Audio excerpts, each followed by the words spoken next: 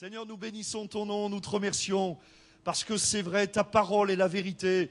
Et comme Pierre, nous voulons dire, Seigneur, à qui d'autre irions-nous sinon qu'à toi? Parce que toi, tu as les paroles de la vie éternelle. Et je te prie que résonne dans ce lieu la parole de la vie, la parole du relèvement, la parole de la guérison, la parole qui bouleverse, qui transcende, qui transforme. Au nom de Jésus, Seigneur, étends ta main sur ce lieu, que personne au milieu de nous ne soit privé de ta grâce. Et en ton nom, je prends autorité contre tout esprit démoniaque, contre tout esprit d'incrédulité, contre le diable en personne, et je t'ordonne, Satan, de lâcher les âmes que tu tiens dans la captivité, que personne ne soit empêché de recevoir ce matin la grâce de Dieu.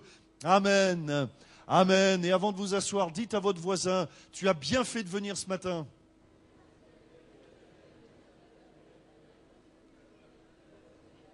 C'est tout, c'est tout. Voilà. Oh, les Limougeaux, ils sont bavards ce matin. Voilà.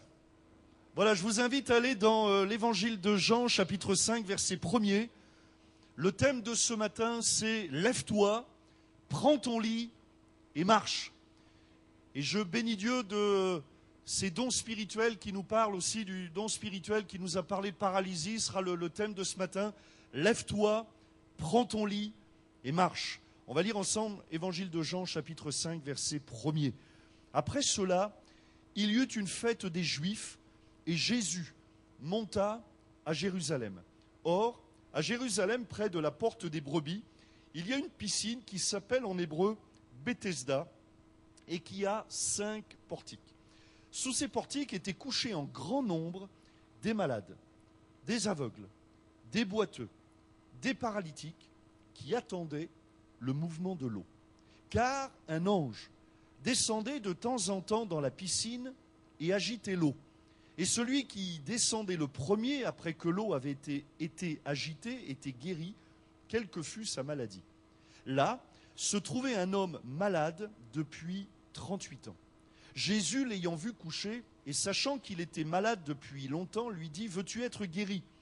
Le malade lui répondit « Seigneur, je n'ai personne pour me jeter dans la piscine quand l'eau est agitée, et pendant que j'y vais, un autre descend avant moi. Lève-toi, lui dit Jésus, prends ton lit et marche. Aussitôt, cet homme fut guéri, il prit son lit et marcha. C'était un jour de sabbat. Amen. » Voilà une belle histoire, c'est un beau récit. C'est l'histoire d'un miracle extraordinaire. Voilà un homme paralysé, immobilisé depuis 38 ans, qui visiblement vivait quand même dans l'espoir que quelque chose change.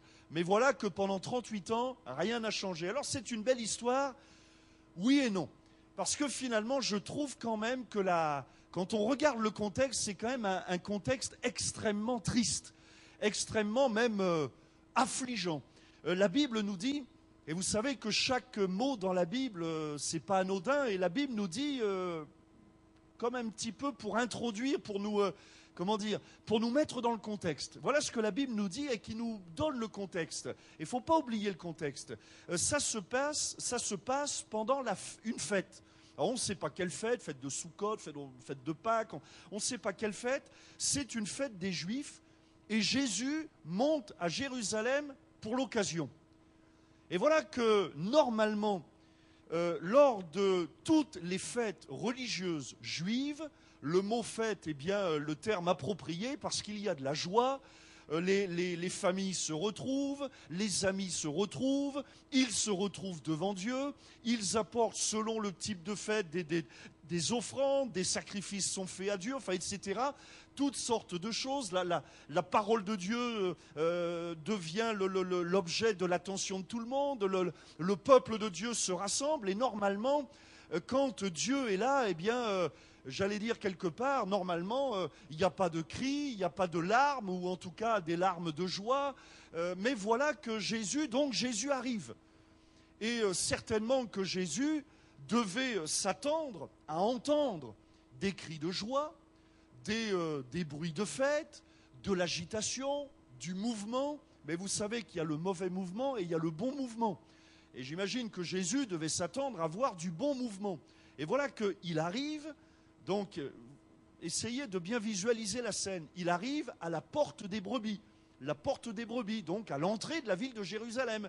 Et voilà qu'il passe à côté d'une piscine qui s'appelle en hébreu Bethesda. Bethesda qui signifie, entre parenthèses, la maison de la miséricorde. Me semble-t-il, image de l'Église. Maison de la miséricorde. Et voilà que Jésus voit, sous ces portiques, la Bible nous dit, étaient couchés en grand nombre, des malades, des aveugles, des boiteux, des paralytiques qui attendent le mouvement de l'eau. Voilà que se trouve dans la cité de Dieu, dans la cité de la paix, beaucoup de détresse, beaucoup de difficultés, de douleurs, de drames, de maladies. C'est un triste spectacle qui s'offre au regard du Fils de Dieu, au regard de Dieu.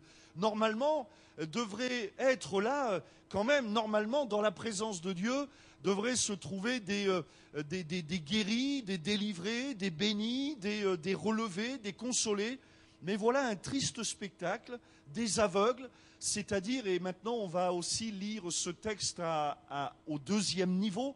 Le premier niveau, c'est évidemment des maladies physiques, des aveugles, mais prenons-le maintenant au deuxième niveau. Et parfois peuvent se trouver aussi dans la maison de Dieu, dans la maison de la miséricorde, des hommes et des femmes qui sont paralysés, qui sont arrêtés. Peuvent se trouver au milieu de nous des aveugles, c'est-à-dire des hommes et des femmes qui ne voient plus rien, qui ne savent plus où ils en sont, qui ne savent pas où ils vont, qui finalement, peut-être, pour certains, ont établi une relation avec Dieu, mais qui ne savent pas trop où Dieu veut les emmener, et où peut-être au milieu de nous se trouvent des aveugles parce que vous n'avez pas encore remis votre vie entre les mains de Dieu. Des malades, toutes sortes de malades. Peut-être qu'au milieu de nous, il y a toutes sortes de malades, de difficultés, de circonstances pénibles, écrasantes, affligeantes. Voilà qu'il y avait toutes sortes de malades. Et dans la maison de Dieu, parfois, se trouvent quand même aussi toutes sortes de malades, des boiteux. Des boiteux, ça c'est l'image de l'homme qui n'arrive pas à marcher droit. C'est l'image de celui qui n'arrive pas à régler le problème du péché, qui combat sans cesse avec le péché, mais qui n'arrive pas, qui boite constamment. Ou le boiteux, c'est l'image de celui qui, comme on le dit souvent, il a un pied dans l'église et puis il a un pied dans le monde. Alors ça fait une différence de niveau. Le boiteux, en tout cas le boiteux, par définition, c'est celui qui tourne en rond. C'est celui qui tourne en rond. Et il y avait là des boiteux, et puis des paralytiques. Et c'est ce dont j'aimerais vous parler ce matin. Des paralytiques. Un paralytique, c'est quelqu'un qui est immobilisé, qui ne peut plus rien faire, qui ne peut plus, comme son nom l'indique, qui est paralysé. Et tout ça, voilà ce que Jésus voit. Jésus aurait pu détourner son regard. Jésus aurait pu s'éloigner de la piscine de Bethesda, mais Jésus n'ignore pas la situation. Et je remarque que Jésus va dans cette piscine de Bethesda pour apporter, en tout cas, la guérison, en tout cas à une personne. À une personne. Encore ce matin, je me pose la question, qu'en est-il des autres ? Qu'est-ce qui s'est passé pour les autres ? J'ai l'impression que les autres, ils attendent encore le mouvement de l'eau. Vous savez, il y a, moi, ce que j'appelle le mysticisme. C'est ceux qui attendent le mouvement de l'eau. Il faut que ça bouge. Il faut que ça tremble. Il faut que... Même quand il prêche, le gars, il faut qu'il y ait de la flamme, des flammes qui sortent du micro. Il faut que le gars, pour ça que je me mets du gel, moi. Comme ça, vous avez l'impression que j'ai l'onction. Bon. Il faut que ça bouge. Alors il y a ceux qui attendent le mouvement de l'eau. Mais on ne peut pas regarder à la fois le mouvement de l'eau et regarder vers Jésus. Et il y a ceux, c'est quand même terrible, hein, il y a ceux qui, Jésus est là quand même. Voilà que Jésus va opérer un miracle. Lève-toi, prends ton lit et marche. C'est pas mal quand même. C'est pas mal, hein. Et puis là, instantanément, ça ne s'est pas passé au bout de 3 heures, instantanément, le paralysé depuis 38 ans. Moi, je ne suis pas, férus dans le domaine des choses médicales. Il y a ici des professionnels qui sauront mieux nous expliquer. Mais expliquez-moi quand même comment fait un homme qui n'a pas marché pendant 38 ans pour se mettre à marcher. Hein? Même si, je veux dire, les nerfs se remettent en place, enfin bon, j'y connais rien, mais les muscles, ils sont où? Arrêtez de marcher pendant 38 ans. Enfin non, ne le faites pas. Mais vous imaginez? Et là, il n'y a pas de souci, il se lève et il marche. Mais avec quoi? C'est plus des jambes qu'il a, c'est des allumettes. Ben, je ne sais pas, moi j'y connais rien, mais enfin, je sais qu'un muscle, ça s'entretient, c'est comme tout le reste. Et voilà qu'il se met à marcher. Et les autres, là, qui attendent le mouvement de l'eau. Mais le problème, c'est qu'ils n'ont même pas regardé vers Jésus. Ils regardent au mouvement de l'eau. Ils restent dans leur mysticisme. Ils restent dans cette foi qui n'importe rien. Ils attendent le mouvement hypothétique de l'eau. Et on le sait, je vous l'ai dit déjà plusieurs fois, dans cette piscine, c'est le moins malade des malades qui guérit en premier. Le plus rapide, c'est les Jeux Olympiques Paralympiques. Là. C'est les Jeux Olympiques. Le premier qui gagne, il est guéri, quelle que soit sa maladie. C'est les Jeux Paralympiques. Bon. Mais ils attendent le mouvement de l'eau. Et pourtant, on est là dans la maison de miséricorde. Alors, se retrouver paralysé, le premier point. Peut-on nous retrouver, se retrouver paralysés? Cette piscine, elle est remplie de malades. Le mot grec, traduit en français par le mot malade, c'est le mot asténéo. Asténéo, qui a donné en français asthénie. Littéralement, rempli de gens faibles. Anémiés. C'est-à-dire qui sont faibles, alors physiquement, mais il y a aussi l'image d'une spiritualité là qui est faible pour certains qui ne connaissent pas Dieu. Et j'aimerais vous dire que tant que l'homme n'est pas en contact avec Dieu, il est faible, il est affaibli, il est anémié. Mon être, pour s'épanouir, a besoin de la part de Dieu. À midi, vous mangerez.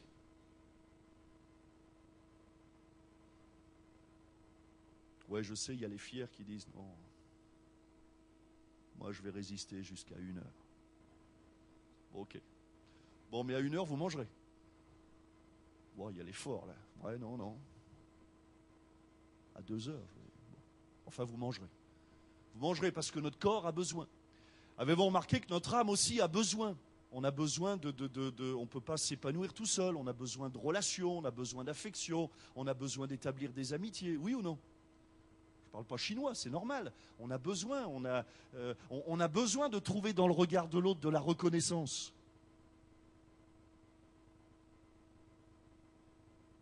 Ouais, c'est vrai. On a besoin de paroles encourageantes. Moi, j'ai besoin qu'à la fin du culte, vous me disiez « Oh Bruno, qu'est-ce que tu as bien prêché ?» Alors là, quand c'est le pasteur Alain, alors toi. Bon. Bon. Mais on a besoin de paroles encourageantes, oui ou non? Ça fait pas de mal quand même. Puis ça coûte pas grand-chose, on ne paye pas d'impôt dessus encore. Alors, il ne faut pas hésiter. Bon. Mais j'ai remarqué que même, on peut être entouré d'amis, on peut être entouré, je veux dire, comblé matériellement, avec l'amitié, même l'amour, que l'être humain, ça ne lui suffit pas. Il y a une troisième dimension de mon être qu'on appelle l'esprit. La Bible nous déclare qu'on est trois je ne sais pas l'expliquer, c'est comme ça, on est trois. Il y a le corps, il y a l'âme et il y a l'esprit. Et l'esprit, il n'y a que Dieu qui peut le remplir. L'amour humain ne suffit pas. L'amour humain ne suffit pas. La plus belle des paroles du meilleur ami ne suffira pas.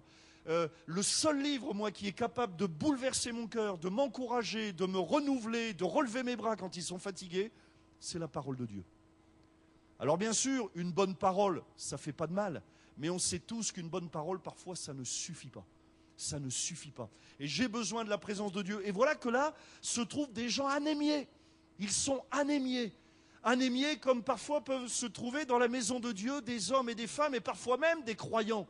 Anémiés, qui sont en asthénie, qui sont affaiblis, qui ne se nourrissent pas suffisamment de la parole de Dieu, ou, comme le don spirituel nous l'a dit tout à l'heure, se laissent trop nourrir par les bruits du monde. Il y a de la mauvaise nourriture. Puis il y a de la bonne nourriture. Il y a du mauvais cholestérol, il y a du bon cholestérol. J'ai retenu, moi. Eh ouais, je suis sérieux. Hein. Bon.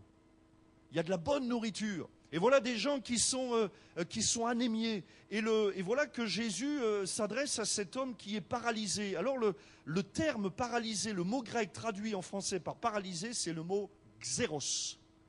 Dites voir, xéros. Voilà, vous parlez grec. Xéros. Qui est traduit en français par paralysé. Ça signifie aussi sec. Sec. Et se trouve là dans cette maison de miséricorde des hommes et des femmes dont les membres sont secs, privés des membres privés de leur circulation naturelle, qui ne peuvent plus bouger, qui sont immobilisés, qui sont secs. Alors comment peut-on se retrouver paralysé? Deux raisons. La première, je suis né comme ça. Je suis né paralysé. C'est l'image de celui qui vit sans Dieu. L'image de celui qui essaie de se débattre dans la vie sans Dieu. Il est né paralysé. Génétiquement, nous sommes pécheurs. Et à cause du péché, privés de la présence de Dieu. Génétiquement, la Bible nous dit que nous sommes nés dans le péché, nous avons été conçus dans l'iniquité. C'est-à-dire que nous héritons du péché. Et pourquoi est-ce que nous commettons des péchés? Parce que nous sommes pécheurs viscéralement, naturellement. Bon. Donc c'est la première raison. Je suis né paralysé. Il y a le deuxième auquel cas, quelle est la réponse? Se donner à Dieu.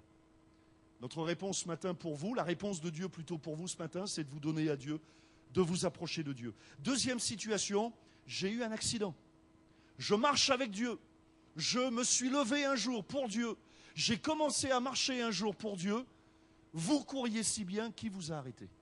Et je me suis arrêté. Et je me suis couché, ou je me suis assis, puis après je me suis couché. Alors ça peut venir de différentes raisons. J'ai eu un accident qui a sectionné ma moelle épinière. La communication entre le cerveau et certains membres sont coupées. C'est ce qui se passe parfois.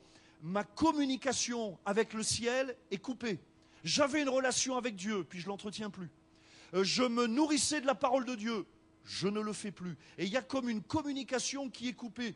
Coupée avec le ciel. Ma communication est coupée avec les responsables spirituels. Ma communication est coupée avec le reste du corps. Et forcément, je vais devenir un membre sec. J'ai besoin d'être alimenté. J'ai besoin d'être alimenté par le haut et j'ai besoin d'être en communion avec les frères et les sœurs. J'ai besoin d'être en communication avec Dieu et j'ai besoin d'être en communication avec les autres. Dites Amen, voilà. Sinon, il y a d'ailleurs, le mot sexe, en jeu de mots, ça a donné le sectaire. Vous pourriez dire, c'est pas mal. Pas mal. Pas mal. Ouais, le gars, bien. Bon. Communication coupée avec le ciel ou avec le reste du corps. Et puis, il y a ceux dans cette piscine, alors qui sont paralysés, immobilisés, malades, anémiés, asthéniés, je ne sais pas si on peut dire ça, en asthénie. Bon. Alors, il y a différentes situations, aussi différents états d'esprit. Il y a le jaloux, qui lui est couché sur son lit ou assis dans sa chaise et qui dit lui il est debout, de toute façon c'est toujours les mêmes, de toute façon je suis pas d'accord. Il y a le mystique, j'en ai déjà parlé, lui il attend le mouvement de l'eau. Lui il attend, tant que l'eau bouge pas, il bouge pas.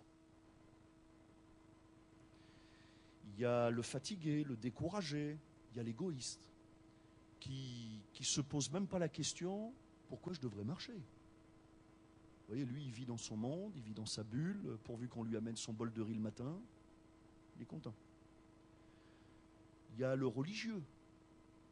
Je pense qu'il y avait des religieux dans cette piscine, parce que, avez-vous remarqué que c'était un jour de sabbat? Le jour de sabbat, les religieux disent, oh là, oh, les gars, oh, fait pas de guérison, pas d'évangélisation le jour du sabbat, les gars, là, oh, on va où, là? Des fois qu'il y a des gens heureux, non mais. Et puis quoi encore? Wow. On est des religieux, nous, ça rigole pas chez nous. Hein. Faut pas que ça dépasse d'un... C'est pour ça que je mets du gel. Même mes cheveux, moi, ils rigolent plus. Ah ouais, moi je les dresse le matin. Religieux, les gars. Les cheveux, soyez religieux. Faut pas bouger. Bon, il y a le religieux. Il y a le religieux, lui, qui refuse Jésus. Parce que ça ne se passe pas selon le rite convenu. Ah ouais, mais... Ah ben non, c'est ballot, on est samedi. Bon, vous allez me dire, aujourd'hui on est dimanche, mais là on était samedi. Bah, c'est ballot, hein. Eh oui, le religieux qui se coupe. Il y a aussi ceux qui sont paralysés, qui vivent dans la rancune, la rancœur. Les blessures aussi nous coupent et donc nous paralysent. Et on ne peut plus agir pleinement. Parfois aussi la culpabilité nous paralyse. La culpabilité, une mauvaise image de soi, ce sentiment que nous ne sommes pas pardonnés ou ce sentiment que Dieu ne peut pas me pardonner, que Dieu ne m'aime pas. Le paralysé, c'est l'image de celui qui est condamné dans l'immobilisme, qui ne peut pas bouger, qui est comme un poids mort. Et c'est le constat que Jésus fait lorsqu'il va dans cette maison de miséricorde. Normalement, il devrait trouver dans la maison de miséricorde des hommes et des femmes qui prient, qui intercèdent, qui louent le Seigneur, qui se battent, qui combattent, qui sont debout, qui sont les bras en l'air. Et voilà qu'il y a des malades, des aveugles, des boiteux, des paralysés. Qu'est-ce que Jésus voit lorsqu'il entre ici? Qu'est-ce que Jésus voit? Vous voyez, nous on voit l'apparence, mais qu'est-ce que Jésus voit? Est-ce que Jésus voit des hommes et des femmes qui effectivement sont levés, sont debout, marchent d'une manière ou d'une autre, et puis on avance, et puis on veut que les choses avancent, et puis on se lève, et puis on met nos talents à disposition de l'œuvre de Dieu? Qu'est-ce que Jésus voit? Parfois aussi c'est l'Église qui est paralysée. Vous savez, quand les connexions neuronales ou cellulaires sont interrompues. Il n'y a pas de connexion, alors l'Église est paralysée. Et puis sans jeu de mots, les murmures, écoutez bien, là j'ai trouvé que j'ai fait fort. Là.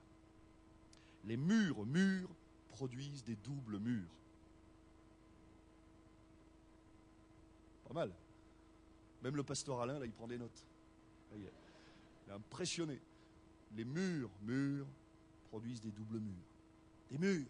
Et les murs empêchent toute communication. Et c'est le propre de la paralysie quand il n'y a plus de communication. Alors on est paralysé dans la prière, paralysé dans le témoignage, paralysé dans les offrandes, paralysé dans la méditation de la parole de Dieu, paralysé dans la sanctification. C'est-à-dire j'arrive plus à me débattre avec les mauvaises pensées, avec le péché. Et le cri de cet homme, et c'est terrible ce monde où il n'y a pas de communication, parce que quand même, au moins, s'il n'y a pas le miracle, on aurait pu trouver au moins des œuvres sociales. Mais c'est terrible le cri de cet homme. Je n'ai personne. C'est-à-dire qu'autour de lui, il y a des gens qui sont dans la même situation, mais il n'y en a pas un pour donner la main à l'autre. Débrouille-toi. Aide-toi. Et le ciel t'aidera. C'est terrible, hein? C'est terrible, hein? On pourrait, parce que parfois on se dit, ouais, mais là où il y a de la douleur, les gens ils se rapprochent. Ben non.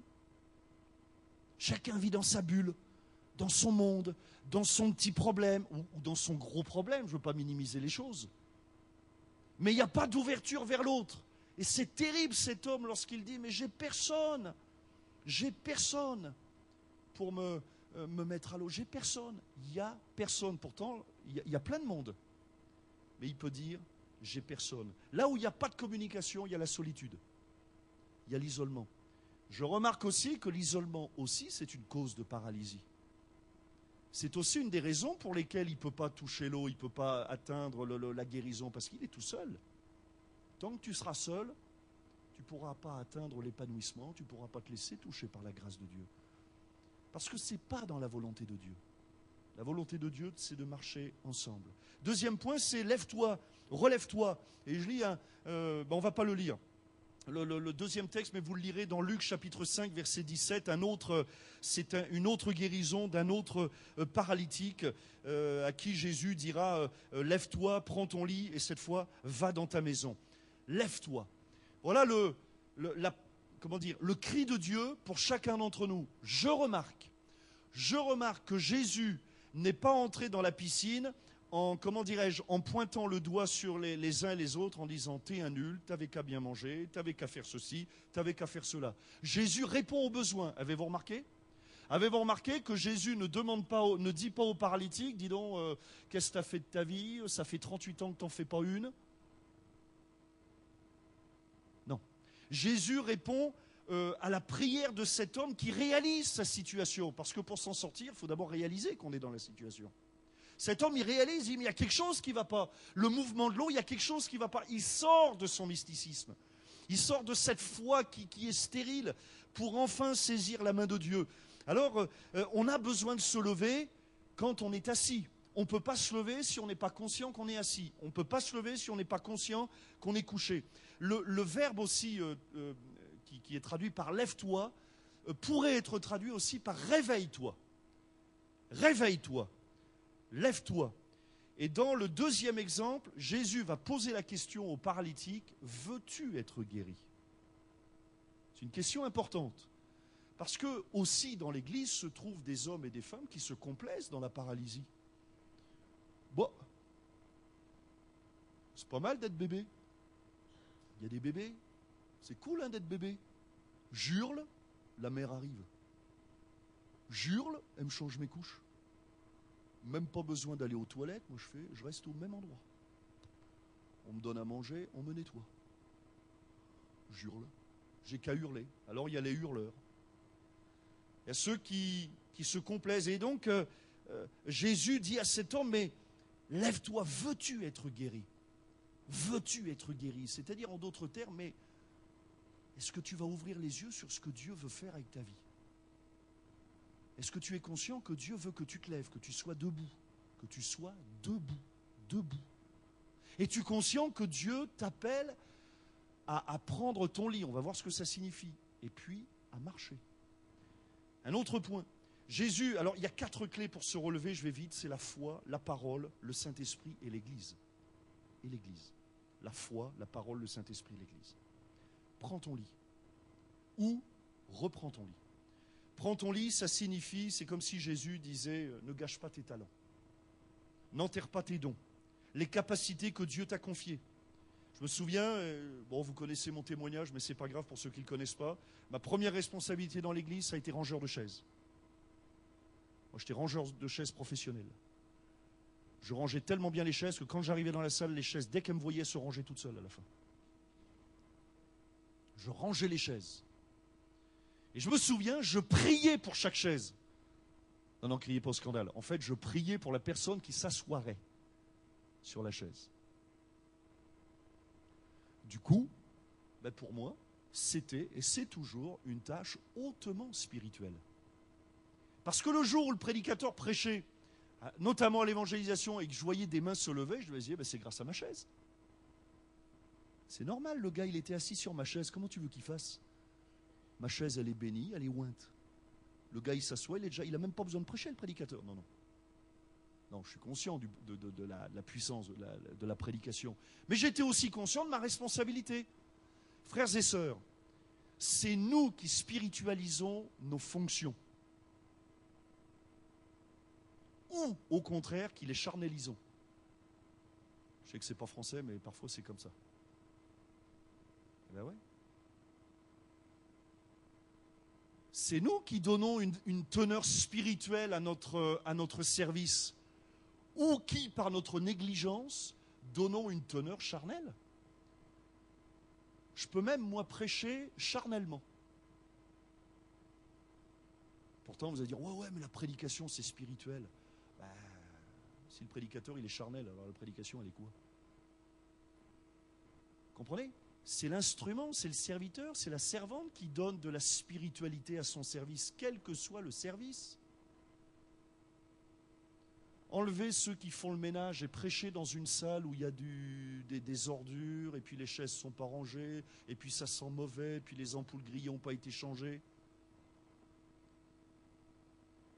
Moi, je trouve que c'est extrêmement spirituel ce que fait l'équipe de ménage. C'est une tâche hautement... Je vais même vous dire, moi je trouve ça hautement spirituel parce qu'il n'y a rien... D'abord, on ne les voit pas. C'est une tâche ingrate, il faut reconnaître. Hein, c'est pas, je veux dire, c'est pas glorieux. Hein, je veux dire, il n'y a pas de grands séminaires internationaux sur comment passer l'aspirateur dans les églises évangéliques du monde. En attendant, c'est hautement spirituel. Parce qu'enlever les équipes de ménage et prêcher dans une salle sale, ben, c'est pas terrible. Et que vous le vouliez ou pas, ça enlèvera quand même de l'efficacité. Vous auriez beau même Jésus en personne, ça enlèvera quand même de l'efficacité. Imaginez qu'il y ait des sacs poubelles là.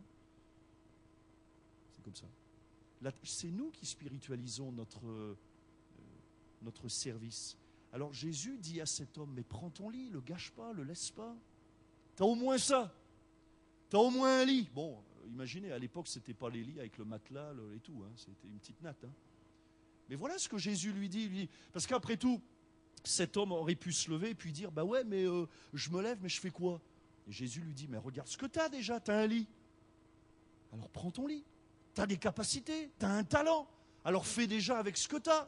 Et puis avec ton lit, t'en feras peut-être un dortoir. Si tu portes du fruit. Prends ton lit. Et puis enfin, et je termine, marche. Lève-toi, prends ton lit et marche. Et pour marcher, encore faut-il une vision. On ne peut pas marcher les yeux fermés. Il nous faut une vision, une passion, une onction, une direction. Et au deuxième exemple, dont je vous ai laissé la référence dans Luc 5, Jésus dira, lève-toi, prends ton lit et va dans ta maison. C'est-à-dire, il y a un endroit où tu es utile. Il y a un endroit où tu seras efficace. C'est dans ta maison. Et notre défi à chacun d'entre nous, c'est de trouver notre maison, de trouver notre service, de trouver notre sphère d'activité, de prendre notre lit et d'aller là où Dieu nous appelle. Et puis je termine aussi avec la parole du diable. Parce que c'est quoi la parole du diable? La parole du diable, c'est très simple. C'est assis-toi, couche-toi. Couche-toi. Couché. C'est ça la parole du diable. C'est reste assis surtout. Ne bouge pas. C'est ne marche. Prends pas ton lit, laisse-le. Quelqu'un d'autre s'en occupera. T'occupe pas. De toute façon, tes talents sont tellement nuls que qu'est-ce que tu veux faire avec? Alors laisse ton lit. Parfois, c'est ça aussi, on regarde, bon. Et puis, ne marche surtout pas. Stop. Arrête-toi. Arrête-toi de prier. Arrête-toi de lire la Bible. Ça, c'est la parole du diable. Et la parole de Dieu, c'est lève-toi, prends ton lit et marche. Que Dieu nous aide à nous lever, à prendre notre lit. On a des capacités, frères et sœurs. Tous. On a des capacités. On a des talents. Alors lève-toi, prends ton lit et marche. On veut terminer dans la prière. Seigneur, nous bénissons ton nom pour ta parole qui est une parole de vie, qui est une parole d'autorité. Et je te prie, Seigneur, afin que tu nous visites par ton esprit. Je te prie, Seigneur, afin que cette parole, lève-toi, prends ton lit et marche, puisse imprégner nos cœurs, puisse nous permettre de sortir pour certains d'une certaine léthargie, de l'égoïsme, de mysticisme, de paresse spirituelle. Seigneur, permets-nous de ne pas être cloués dans l'immobilisme.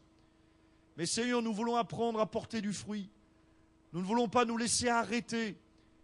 Mais on veut apprendre à se lever, à être utile, à marcher. Montre-nous, Seigneur, la voie. Montre-nous, Seigneur, la direction. Ouvre ce matin les yeux des aveugles. Permets, Seigneur, aux malades de se nourrir de la parole, de la foi. Permets aux paralytiques de sortir de l'immobilisme. Permets, Seigneur, aux boiteux d'être touchés par ta grâce, parce que ta parole nous dit que tu es venu redresser ce qui est courbé. Seigneur, merci de nous bénir les uns et les autres au nom de Jésus. Amen.